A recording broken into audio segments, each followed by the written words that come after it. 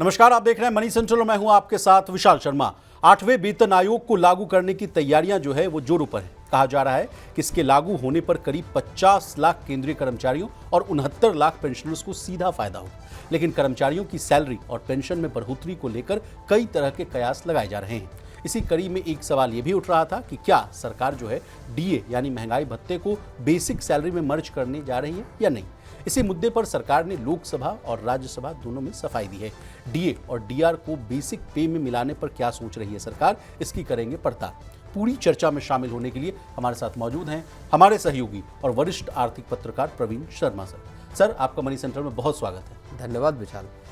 8वें वेतन आयोग को लेकर चर्चाएं जो है तेज होती जा रही हैं। इसमें खासकर महंगाई भत्ते यानी डीए को मूल वेतन यानी बेसिक सैलरी में जोड़ दिए जाने की मांग लगातार उठ रही है। पिछले कुछ दिनों से ये अनुमान भी लगाया जा रहा था कि सरकार डीए और डीआर दोनों को न तो बढ़ाते हुए इसे बेसिक पे में मर्ज कर देगी, बल्कि इसको जो है और व्यापक रूप से इसको बढ़ा भी सकती है। इस पूरे मामले पर अब सरकार ने अपना जो है रुख स्पष्ट कर दिया। सरकार की तरफ से क्या बात कही गई, क्यों उठ रही थी डीए डीआर को मर्ज करने की मांग, इसके अलावा कब से लागू होगा 8वें वेतन आयोग वाला जो मामला है उसको भी जो है ढूंढने की, इसके जो सवाल है उसको ढूंढने की कोशिश करेंगे। इसके अलावा चर्चा करेंगे प्रधानमंत्री की आर्थिक सलाहकार परिषद के सदस्य और इकोनॉमिस्ट संजीव सान्याल की चेतावनी। उन्होंने कहा कि बड़ी पेंशन का वादा मत कीजिए, कल को इसे निभाने वाला कोई नहीं बचेगा। क्या कहना चाहते हैं संजीव सान्याल, आसान भाषा में पूरी बात को समझने की कोशिश करेंगे। और अंतिम में चर्चा करेंगे टेलीकॉम सेक्टर की। मोदी सरकार देश की तीसरी सबसे बड़ी टेलीकॉम कंपनी वोडाफोन आइडिया को बड़ी राहत देने की तैयारी में। क्या है सरकार की प्लानिंग, वीआई के अलावा एयरटेल और जियो के लिए भी राहत की खबर है या नहीं, इसकी भी करेंगे पड़ताल। तो चलिए बिना देर किए फटाफट करते हैं मनी सेंट्रल की शुरुआत। जनवरी 2024 में केंद्रीय कर्मचारियों का महंगाई भत्ता यानी जो डीए है वो 50% पहुंचा था। तभी से कई कर्मचारी संगठन सरकार से मांग कर रहे थे कि डीए को जो है बेसिक सैलरी में जोड़ दीजिए यानी मर्ज कर दीजिए। अब डीए बढ़कर जो है 58% हो गया। 8वें वेतन आयोग भी बन चुका है। इसी बीच एक बार फिर से जो है डीए मर्ज करने की मांग उठी, लेकिन वित्त मंत्रालय ने कल यानी 1 दिसंबर 2025 को लोकसभा में साफ कह दिया कि डीए को बेसिक पे में जोड़ने का कोई प्रस्ताव जो है सरकार के पास नहीं। प्रवीण सर, क्या है ये पूरा मामला, और जब हम मनी सेंट्रल अभी करने बैठे हैं तुरंत जो है राज्यसभा से भी एक चिट्ठी आ गई है, वहाँ भी जो है सांसद जो है ये सवाल पूछते हुए नजर आए कि पेंशन वाला जो है पेंशन को भी क्या आप उसको जो है अपडेट करने की कोशिश करेंगे, तो 8वें वेतन आयोग में तो उसको लेकर भी जो है चिट्ठी आई है। तो दोनों मसलों को बहुत ही आसान भाषा में आप समझाइए। Over to you. नहीं, देखिए, संसद का सत्र शुरू हो गया और उसमें एक सवाल आया था कि 8वें वेतन आयोग में क्या आप डीए को बेसिक सैलरी के साथ मर्ज करेंगे, ये सरकार के सामने सवाल आया। तो उसका जवाब जो है वो वित्त राज्य मंत्री पंकज चौधरी ने दिया और उसमें उन्होंने साफ तौर पे 2-3 बातें बताई हैं। पहली बात ये कही है उन्होंने कि डीए को हर साल 2 बार बढ़ाया जाता है, टाइम टाइम पे उसमें इंक्रीमेंट किया जाता है और कर्मचारियों को उसका फ़ायदा दिया जाता है। दूसरी बात उन्होंने ये कही कि 8वां वेतन आयोग का हमने ऐलान किया है, उसकी टीओआर वगैरह वो सब आ गई है। तीसरी बड़ी बात उन्होंने ये कही कि सरकार के पास फ़िलहाल जो डीए और 8वें वेतन डीए और बेसिक सैलरी को मर्ज करने का सरकार का फ़िलहाल कोई इरादा नहीं है। तो एक तरह से जो कर्मचारी लंबे वक्त से मांग कर रहे थे कि डीए को और बेसिक सैलरी को मर्ज कर दिया जाए। 2016 से सर मेरे पास आंकड़ा है कि केंद्रीय कर्मचारियों के संगठनों ने 2016 से जो है समय जब 7वें वेतन आयोग का जो गठन हो गया था उसके बाद से ही ये लोग कह रहे थे कि जो डीए डीआर की जो मर्जर है इसको करना ही चाहिए। उसकी मांग उस समय से कह रहे थे। उनका तर्क था कि महंगाई बढ़ने से जो है डीए का जो है बोझ बढ़ जाता है, जिससे बेसिक पे में मिलने वाला जो पेंशन है और अन्य भत्तों में जो है उसमें फ़ायदा होगा। तो लगातार उस समय से भी कह रहे थे, तो वो मांग जो है अभी तक आती हुई दिख रही है। और जिस तरह से आप भी कह रहे हैं सर कि टर्म्स ऑफ रेफरेंस को लेकर जो है खींचातानी देखने को मिल रही है, तो लगे हाथ सभी कर्मचारी संगठन सोच रहे हैं कि लगे हाथ जो है गंगा जी में जो है हाथ हम भी धो लें, तमाम मुद्दों को जो है एड्रेस करवा दें। बिल्कुल अलग अलग तरह की चीज़ें सामने आ रही हैं, जिसमें डीए के मर्जर की बात एक तरह से सामने अब आई है कि साहब इसको मर्ज क्यों नहीं किया जा रहा है और इसको जल्द से जल्द किया जाना चाहिए। और इसके साथ वो एरियर अगर मिलेगा तो फिर एक ज़्यादा अमाउंट लोगों को मिलेगा, प्लस उनकी जो सैलरी है, टोटल सैलरी जो है वो भी बढ़ेगी अगर डीए को मर्ज कर दिया जाता है जी। तो ये ऐसा मसला है जिस पे अभी रार तकरार चल रही। सरकार ने अपने तरफ से मना कर दिया, क्योंकि सरकार का जो बजट है, वित्तीय बजट है, खजाने पे बोझ है, वो सरकार का अगर सरकार डीए मर्ज कर देती है तो सीधे तौर पर सरकार के खजाने से और पैसा जाने लगेगा। केंद्र सरकार के कर्मचारियों की केवल बात है, और इसके साथ ही जब राज्य सरकारों के लिए भी अगर ये प्रेशर बनेगा तो वहां पे भी खजाने पर बोझ पड़ता हुआ दिखाई देगा। अब प्रवीण सर, हमारे सामने स्क्रीन पर जो है जावेद अली खान साहब और श्री रामजी लाल सुमन साहब का जो चिट्ठी है राज्यसभा का, वो दिख रहा है ऑन स्क्रीन। देखिए, उसमें उन्होंने प्रश्न पूछा कि whether revision of a pension of central government employees is not proposed under 8 CPC, the reason therefor. इसको लेकर सवाल पूछा गया, तो इस पे बाद जो है पंकज चौधरी साहब जो है MOS फाइनेंस, उनके तरफ से ये बयान आया है कि the 8 CPC will make it's recommendation on the various issues, यानी पे allowances, pension sector of the central government employees. तो तमाम मसलों पर जिस तरह से जो अफवाहों का बाजार गर्म था, कहा जा रहा था कि पेंशन वालों को 69 लाख पेंशनर्स को हटा दिया जाएगा, DA मर्ज होगा कि नहीं होगा, और तमाम ऐसे मुद्दे थे, उनको एड्रेस करती हुई सरकार दिख रही है और संसद के पटल से इसका जवाब दिया जा रहा है। सरकार इस मसले का जवाब पहले भी दे चुकी है कि फैक्ट चेक के जरिए भी दिया गया था, और अब फिर सरकार ने सदन में भी इस बात को साफ कर दिया है कि जो 8वां वेतन आयोग है उसमें जो पेंशनर्स हैं उनको एक्सक्लूड नहीं किया गया है। जो भी पेंशन के फ़ायदे होंगे, जो भी रिवीजन होगा 8वें वेतन आयोग के तहत, उनकी सिफारिशों के तहत, वो फ़ायदा पेंशनर्स को भी मिलता हुआ नज़र आएगा। उनको बाहर नहीं किया गया, कोई पेंशनर नुकसान में नहीं है। तो तरह तरह की जो अफवाहें, जो भ्रम का माहौल तैयार किया गया था, उस सब पे सरकार ने अपनी तरफ से भी लगाम लगाने की कोशिश की है आज खुद सदन में। अध्यक्षता महोदय जो है मैडम जो है रंजना प्रकाश देसाई, उन्होंने भी जो है एक जो समारोह में कहा था कि पत्रकारों को लेकर उन्होंने बात कही थी कि या रिपोर्टिंग को लेकर उन्होंने बात कही थी कि अफवाहों पर ध्यान ना दीजिए, जो तथ्य है, जो फैक्ट्स है, उनको जो है एड्रेस करिए। सर, इसके अलावा सर, आप चूंकि हमारे साथ मौजूद हैं, तो सर 8वें वेतन आयोग की गाड़ी कहाँ अटकी हुई है, कहाँ तक मामला अभी पहुँचा हुआ है, इसका भी लेटेस्ट अपडेट हम आपसे जानना चाहेंगे sir. What is the latest? 8वें वेतन आयोग की गाड़ी अभी जहाँ जो आयोग का गठन हो गया, TOR तय हो गया है, और उसके साथ ही अब कंसल्टेशन की प्रोसेस को शुरू किया जाना है। जो स्टाफ साइड के जो संगठन है, वहाँ पे बैठक 15 तारीख को थी पिछले, और उसमें तमाम बिंदुओं को रखा गया है। उसमें सैलरी बढ़ाने की बात है, उसमें पेंशन की बात है, उसमें पुरानी पेंशन को जो TOR की जो बात है, उसमें जो पुरानी पेंशन को लेके जो एक वाक्य है उसको हटाने की बात कही गई है। तो तमाम चीज़ें वो कही गई हैं। अब जब एक बैठक होगी 8वें वेतन आयोग के जो सदस्य और अध्यक्ष हैं उनके साथ, जो आपका जॉइंट कंसल्टेटिव मैकेनिज्म है पूरा, उसके जरिए जब बैठक होगी, बातचीत होगी, उसमें इसके आगे की अब रास्ते निकलेंगे कि अब क्या चीज़ें किस तरह से आगे बढ़ेंगी। फिलहाल अभी यहाँ पे कोई आयोग की तरफ से या जो संगठन है कर्मचारियों के, उनकी तरफ से फिलहाल कोई अपडेट यहाँ पे अभी नहीं है। लेकिन सर DA वाली बात चल रही है, तो आपसे हम समझना चाहेंगे, उस समय जब हम लोग लाइव इंटरव्यू कर रहे थे NCJCM के जो कन्वीनर थे शिव गोपाल मिश्रा साहब, वो एक बहुत अच्छी पॉइंट है उन्होंने रेज किया था। उन्होंने कहा कि देखिए विशाल, DA कैलकुलेट करने की जो तरीका है, जैसे मान लीजिए all India consumer price index industrial workers AICPI IW के आधार पर, उस पर भी वो रैम्पेंट चेंज करने की बात कह रहे थे कि वो, मैंने असल में उनसे एक प्रश्न पूछा था कि 3% और 4% के आसपास DA बढ़ रहा है लोगों का, उसको लेकर भी कर्मचारी संगठन और पूरा कर्मचारी तबका है, वो कहता है कि देखिए महंगाई जो है, सड़कों पर जब हम जाते हैं तो वहाँ मुझे ज़्यादा पता चलती है, और सरकार कहती है कि महंगाई बहुत कम है। अभी ताज़ा अपडेट आप लीजिए, 0.25% के आसपास CPI है। तो उनका कहना है कि हमें जो 2-3% का जो ऊँट के मुंह में जीरा जैसा जो DA मिलता है वो बड़ा नाकाफ़ी है। तो उस पर जब शिव गोपाल मिश्रा साहब ने कहा कि हाँ, इसको भी चेंज करने की ज़रूरत है, तो इस मामले को भी आप एड्रेस करना चाहेंगे? नहीं, बिल्कुल। देखिए, जब सैलरी का रिवीजन हो, जब वेतन के, अगर आप रिवीजन का एक फार्मूला तैयार कर रहे हैं, एक वेतन रिवीजन के लिए पूरा आयोग बना है जो तमाम चीज़ों पे बात करेगा, तमाम चीज़ों को एनालिसिस करेगा उसका, तो वहाँ जिस तरह की एनामोलीज हैं, जो गड़बड़ियाँ हैं, या जो अब कोई फार्मूला मान लीजिए 1980 में बना है, 1980 या 1990 के आसपास महंगाई या जो पूरी बास्केट है उसमें क्या क्या चीज़ें शामिल हैं, उनके आधार पे अगर आपने तैयार किया तो जाहिर तौर पे 15, 20, 25 साल में दुनिया जिस हिसाब से बदल रही है, लोगों के खर्च जिस हिसाब से बदल रही हैं, हेल्थ पे खर्च पड़ा है, एजुकेशन पे खर्च पड़ा है, वहाँ पे इन चीज़ों को एकोमोडेट करना ही होगा। इस चीज़ का फेयर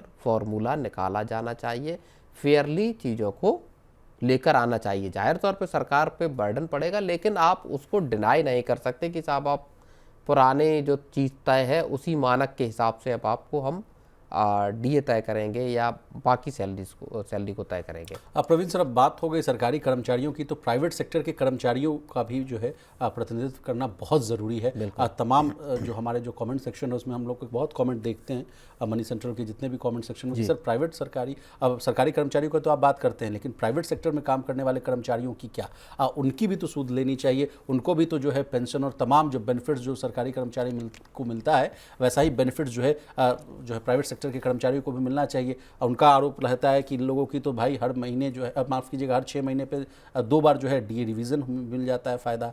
हमें तो है कि साल भर में बस एक इंक्रीमेंट मिलता है, वो भी एकदम ऊँट के मुंह में जीरा। यहाँ भी लोगों की वही समस्या है कि वहाँ भी जो डीए है जो 2 से 3% के आसपास मिल रहा है, यहाँ भी लोगों का कहना है कि इंक्रीमेंट 2 से 3% के आसपास ही मिलता है।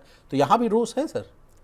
ये डेफिनेटली रोष भी है। हालांकि भारत में अब तक की जो परंपरा रही है उसमें कभी भी ऐसा किया नहीं गया कि प्राइवेट कर्मचारियों को सरकारी कर्मचारियों के बराबर तौलने की या उसमें एक पैरिटी लाने की कोशिश की गई हो। ये इसको आप एक विडंबना भी मान सकते हैं।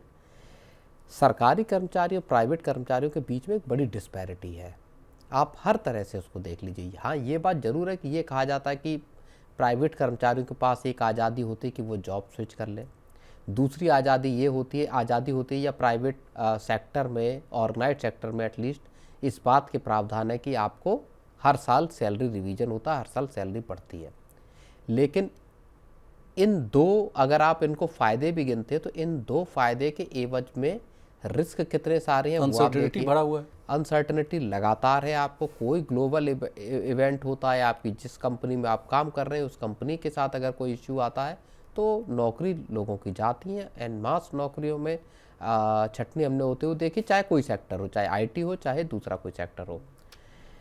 सोशल सिक्योरिटी में ईपीएफ, पीएफ का आपका जो कंट्रीब्यूशन जाता है, बिल्कुल। अब ना तो आपके पास सिक्योर्ड पेंशन है, ना आपकी नौकरी सिक्योर्ड है।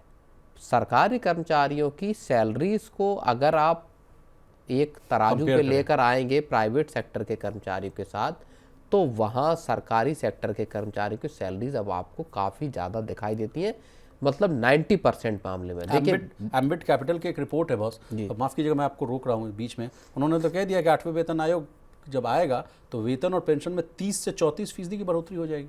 बिल्कुल, और उसके साथ आपकी पेंशन बढ़ रही है, उसके साथ आप डीए को मर्ज करने की बात कर रहे हैं। तो यहाँ डिस्पैरिटी लगातार पिछले ये कुछ वर्षों में हम देख लें, 10, 15, 20 सालों में एक बड़ा गैप नज़र आता दिखाई देता है, जहाँ पे कि प्राइवेट सेक्टर के कर्मचारी डिसएडवांटेज पोजीशन में है और सरकारी कर्मचारी एडवांटेज वाली सिचुएशन में है। इसके ही उलट अगर आप अकाउंटेबिलिटी देख लीजिए तो आप अगर सर्वे कराया जाए देश में कितने लोग सरकारी कर्मचारियों के परफॉर्मेंस, उनसे मिलने वाली सर्विसेज को लेकर खुश हैं। भले सरकार अपने तरफ से काम कर रही है, सरकार तमाम सर्विसेज को डिजिटल कर रही है, ऑनलाइन कर रही है, लेकिन आप समझिए कि करप्शन से लेके लोगों के परेशान होने तक के सिलसिले अभी बदस्तूर जारी है। किसी राज्य में उठा लीजिए, किसी लेवल पे उठा लीजिए। यहाँ प्राइवेट कर्मचारियों की बात करें तो गले पे तलवार और परफॉर्मेंस बेस्ड आपको प्राइवेट सेक्टर के कर्मचारियों के लिए अकाउंटेबिलिटी बेहद उनकी स्ट्रिक्ट है। जरा से आपका परफॉर्मेंस डाउन होता है या कोई आपसे मिसकंडक्ट होता है तो नौकरी से निकालना प्राइवेट कर्मचारियों को आसान होता है। सरकारी कर्मचारी में शायद ही, अगर आप साल भर का डेटा उठाएंगे तो बहुत थोड़े लोग ऐसे होते होंगे जो बर्खास्त किए जाते हैं मिसकंडक्ट में जी। तो ये एक बड़ा गैप है। इस पे बात बहुत कम लोग करते हैं कि क्या प्राइवेट सेक्टर के कर्मचारी, आखिर नेशन बिल्डिंग में ऐसा तो है नहीं कि सरकारी सेक्टर के कर्मचारी ज़्यादा जीडीपी में सबसे ज़्यादा योगदान अगर आप आर्म्ड फोर्सेस को हटा दें जिनमें पैरामिलिट्री और इनको, तो नेशन बिल्डिंग में जितना रोल सरकारी कर्मचारियों का उतना ही रोल प्राइवेट सेक्टर के कर्मचारियों का। सर मैं कह तो रहा हूँ आपको कि जीडीपी में जो अगर कंट्रीब्यूशन अगर आप देखें तो सबसे ज़्यादा सर्विस सेक्टर्स में आता है और सर्विस सेक्टर में ही आता है ये पूरा जॉब। बिल्कुल नहीं, न केवल सर्विस सेक्टर, मैन्युफैक्चरिंग के कर्मचारी हैं जो मैन्युफैक्चरिंग में लगे हुए हैं, जो अलग अलग तरह के कामों में लगे हुए हैं, वो सब भी उतना ही नेशन बिल्डिंग में लगे हुए हैं। 9 घंटे 10 घंटे 12 घंटे आपका प्राइवेट सेक्टर में भी काम कर रहे हैं, सरकारी सेक्टर में भी। अगर आप पुलिस डिपार्टमेंट को देख लीजिए या आप स्वास्थ्य Essential services। हाँ एसेंशियल सर्विसेज में देख लीजिए, वहाँ उनके लिए भी इसी तरह के हालात होते हैं। तो यहाँ डिस्पैरिटी बहुत है और आने वाले वक्त में मुझको लगता है कि सरकार को इस तरफ भी सोचना होगा कि किस तरह से हम प्राइवेट सेक्टर के कर्मचारियों को भी एक बराबर के पायदान पर ला सकें। चलिए सर आगे बढ़ते हैं। भारत में जन्म दर यानी जो है बर्थ रेट लगातार कम होती जा रही है। ऐसे में सरकार के प्रमुख आर्थिक सलाहकार जो है संजीव सान्याल ने पेंशन योजनाओं को लेकर गंभीर चेतावनी दे दी। उन्होंने कहा कि आज भारी भरकम पेंशन का वादा करना आसान है, लेकिन आने वाले सालों में इसे निभाना मुश्किल हो सकता है, क्योंकि काम करने वाली जो युवा आबादी है वो तेजी से घट रही है। इसके अलावा जो सान्याल ने कहा कि 2001 में देश में लगभग जो है 2.9 करोड़ जो है बच्चे पैदा हुए थे, जबकि अब ये संख्या जो है करीब 2.3 करोड़ रह गई। और ये कह भी रहे हैं बॉस कि धीरे धीरे जो है इसमें और कमी आने की संभावना है। उन्होंने ये भी कहा कि दुनिया के किसी भी देश में जन्म दर जो है यानी जो बर्थ का जो रेट है अब वो बढ़ाने के प्रयास बड़े पैमाने पर जो किए गए, लेकिन वो सफल नहीं हुए। सर ये बर्थ रेट और पेंशन वाला मामला क्या है सर, ये मैं आपसे समझना चाहता हूँ। इस बात को अभी हाल में ही जो प्रधानमंत्री की आर्थिक सलाहकार परिषद है उसकी सदस्य हैं डॉक्टर श्यामिका रवि, बड़ी अर्थशास्त्री हैं, सरकार के साथ काम कर रहे हैं। उन्होंने भी अभी अपने एक एड्रेस किया था, एक संबोधन दिया था, उसमें उन्होंने इस बात का जिक्र किया था और उसी बात को प्रधानमंत्री के ही आर्थिक सलाहकार परिषद के दूसरे सदस्य संजीव सान्याल, दोनों प्रबुद्ध लोग हैं, उन्होंने इस बात का जिक्र किया है। और ये क्या भारत की नई एक बड़ी जो मुसीबत बनने वाली है उसकी ओर एक इशारा करता है। डॉक्टर श्यामिका रवि ने एक बहुत महत्वपूर्ण बात कही थी, उन्होंने अपने ही एड्रेस में इसमें उन्होंने ये कहा था कि भारत में खास तौर पे शहरी इलाकों की अगर बात की जाए तो लोग बच्चे पैदा नहीं करना चाहते, महिलाएं एक बच्चा या नहीं बच्चा पैदा करना, इस तरह की टेंडेंसी शहरी इलाकों में। और TFR भी लगातार घट रहा है सर, टोटल फर्टिलिटी रेट जो है पहले 2-3 के आसपास हुआ करता था, 1.9 है। अब वो दरअसल रिप्लेसमेंट रेट से नीचे चला गया है। भारत में जो जन्म दर है वो रिप्लेसमेंट रेट क्या हुआ, रिप्लेसमेंट रेट ये हुआ कि अगर आपके मान लीजिए साल में 100 लोग मरे तो 100 ही लोग पैदा हुए, ये आपका रिप्लेसमेंट रेट हुआ, यानी आपकी आबादी उस लेवल पे बनी हुई है, बराबर बनी हुई है, इक्विलिब्रियम जिसको बोलते हैं। हाँ, अब क्या हो रहा है कि जो आपका फर्टिलिटी रेट है वो आपका धीरे धीरे डाउन हो रहा है। इसका मतलब ये है कि देश में एजिंग पॉपुलेशन अब बढ़ रही है, यानी बूढ़ी होती हुई आबादी, जो एक बात 15-20 साल पहले शुरू हुई थी कि भारत जो है वो डेमोग्राफिक डिविडेंड का फायदा उठा रहा है, वो अब दरअसल अगले 20-25 साल में हम धीरे धीरे उसको उस साइकिल से बाहर निकलते जाएंगे। और वहीं से ये एक बहुत बड़ा कंसर्न पैदा हो रहा है, जिसका जिक्र संजीव सान्याल अगली उसमें कर रहे हैं स्टेप में, कि अगर साहब आप जो पेंशन का जो बर्डन बढ़ाएंगे अगर आप इस तरह के, तो वो फिर आपके पूरे खजाने पर भारी पड़ेगा, क्योंकि नई आबादी ऐसी होगी नहीं जो काम कर पाए, बूढ़ी आबादी बढ़ेगी जिसको आपको पेंशन देनी पड़ेगी। उन्होंने बड़ा अच्छा मतलब पूरा मैट्रिक समझाया सर कि पेंशन का पैसा कहाँ से आता है। कह रहे हैं कि वर्तमान में काम करने वाले लोगों से मिलने वाले टैक्स और उनके कंट्रीब्यूशन से ही तो आज के बुजुर्गों को हम लोग पेंशन दे पा रहे हैं। कह रहे हैं कि अगर काम करने वाली जो युवा आबादी है वो अगर कम हो जाएगी और बुजुर्ग ज़्यादा हो जाएंगे तो सरकार पर कह रहे हैं कि वो जो बोझ है वो बढ़ता हुआ दिखेगा, टैक्स बढ़ाना पड़ सकता है और उसकी मार वो कह रहे हैं कि फिर यंग जनरेशन पर भी पड़ती हुई दिखेगी। और इससे वो फिर कह रहे हैं कि इससे जो युवा है वो डीमोटिवेट होगी, वो काम ही नहीं करना चाहेगी। कहे कि भाई हम अगर 10,000 कमा रहे हैं, हमको 5,000 टैक्स ही लग जाएगा, तो फिर क्यों ही कमाना 5,000, तो फिर ऐसे बैठ के कमाना। हाँ बिल्कुल, उसका नतीजा ये होगा कि लोग देश छोड़ के भागेंगे या काम करना बंद कर देंगे, दूसरे देशों में जाके बसना शुरू करेंगे। तो ये एक बड़ी ऐसी समस्या है जो भारत के सामने आने वाली है। और इसका क्या इम्पैक्ट इकोनॉमी पर पड़ेगा बॉस? उन्होंने ये भी कहा है कि सरकार को अपने जो टैक्स मॉपअप है या टैक्स इकट्ठा करने के जो तरीके हैं उन पे फिर से पुनर्विचार करना होगा। सरकार को अपने पेंशन के बर्डन को फिर से देखना होगा कि ये बर्डन कहीं ऐसा ना हो जिसका बोझ आपकी जो कमाई करने वाली है वर्कफोर्स है उस पर आके लद जाए।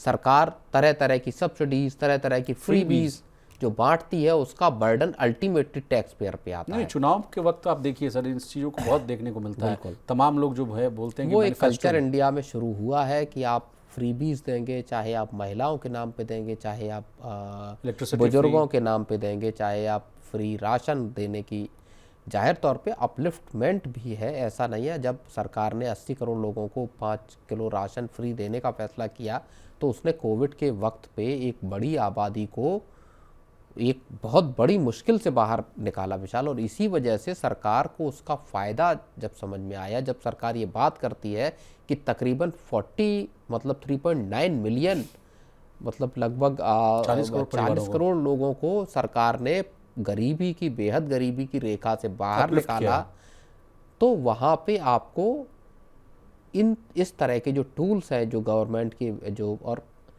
सरकारों को या राज्य को इसीलिए कहा जाता है कि राज्य एक कल्याणकारी राज्य की जो संकल्पना है जो भारत के संविधान में भी है, उसमें आप जो कमाई होती है उसको लोगों के कल्याण पे लगाते हैं। वेलफेयर स्टेट की एक जो संकल्पना है, लेकिन वो इतनी ओवरबर्डन ना हो जाए कि वो फिर आपके लोगों आबादी को ही मुश्किल में डालने लगे। इस खतरे का जिक्र जो है वो सान्याल साहब भी ये कह रहे हैं कि जो पेंशन की योजनाएं और तमाम जो आप योजनाएं बना रहे हैं उनको बहुत ही संतुलित और टिकाऊ बनाएं। इन्हें कि आज के लिए इम्प्लीमेंट करा दिया, मान लीजिए 200 यूनिट फ्री आपने बिजली दे दी, लेकिन उसके आपका जो है स्टेट जो GSDP है उस पर बाहर पड़ गया, फिर आप उसको डिसकंटिन्यू कर पाए।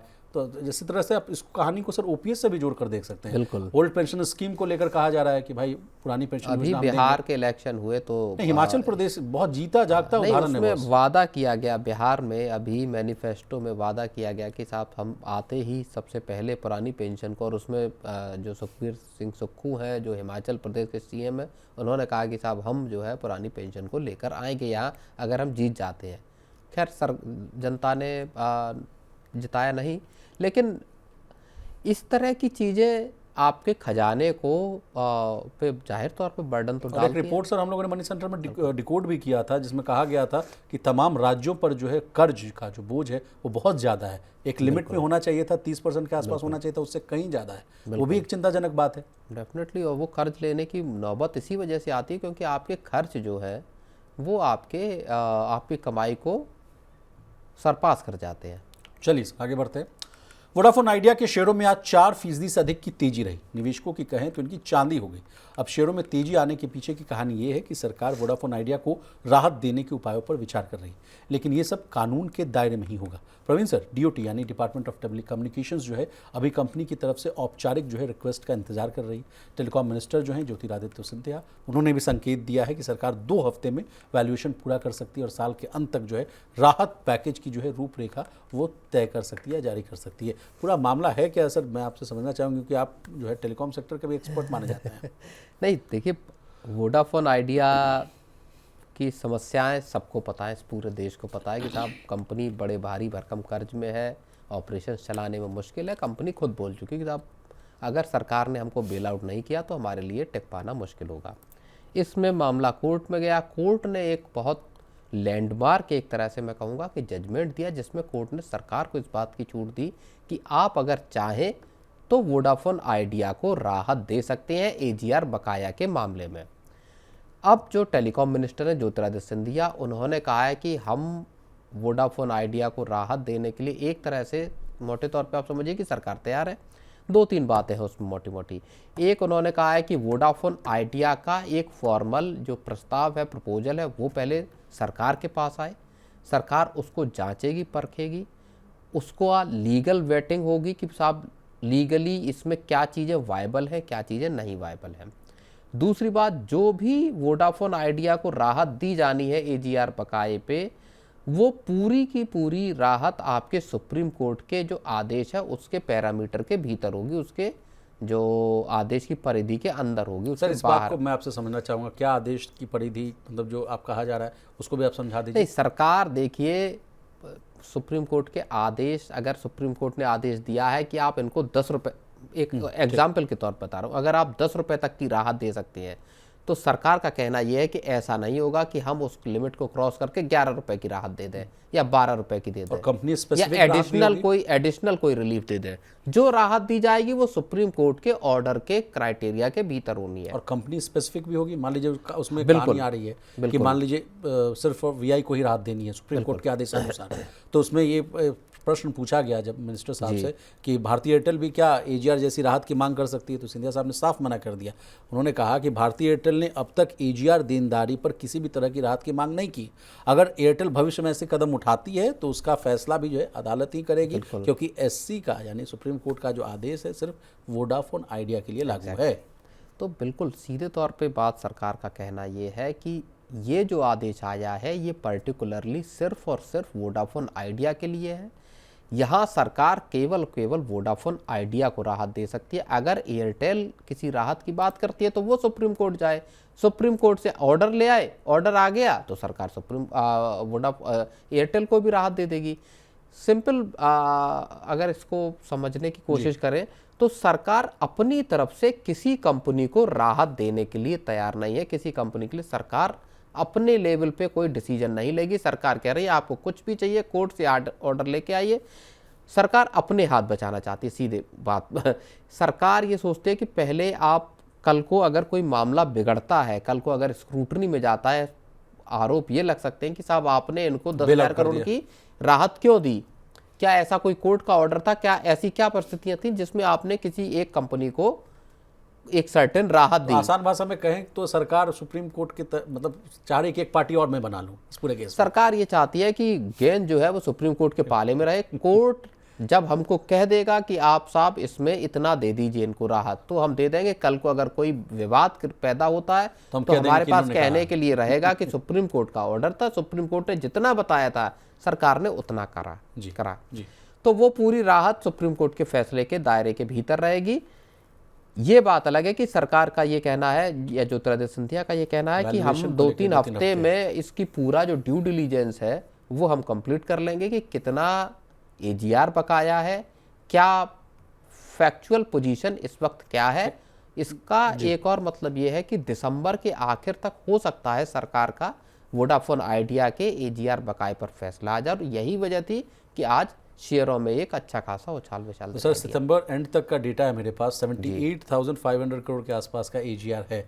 तो अगर सरकार आप कह रहे हैं जैसा कि दिसंबर एंड तक जो है बड़ी राहत मिलेगी तो बहुत बड़ी रिलीफ है। उसके बाद तो इनको लगता है कि फिर केपेक्स बढ़ाने की बात हो या फिर जो ऑपरेशंस चलाने की बात हो नए फिस्कल से, तमाम चीज़ों पर राहत मिलती हुई नजर आएगी। बिल्कुल राहत मिलेगी। और कंपनी को फिर देखिए जो एक मसला जो फंसा हुआ था कि बैंकों से कर्ज न मिलने का या बाहर से जो इन्वेस्टर कोई हाथ नहीं लगा रहा अभी कंपनी को, वहाँ फिर एक पॉलिसी लेवल पे एक तस्वीर साफ हो जाए कि अब ये कंपनी चलने वाली है जी। तो फिर बैंक भी कर्ज देना शुरू करेंगे और फिर कोई एक्सटर्नल इन्वेस्टर भी कंपनी में पार्टिसिपेट कर सकता है। बहुत शुक्रिया प्रवीण सर, आपने अपना कीमती समय निकाला, तमाम विषय को बहुत ही आसान भाषा में विस्तार से समझाने की कोशिश की। तो आज के मनी सेंट्रल में बस इतना ही। इसी तरह देश, दुनिया और बिजनेस जगत से जुड़ी तमाम ताज़ा तरीन खबरों के लिए बने रहिए हमारे साथ और देखते रहिए मनी 9।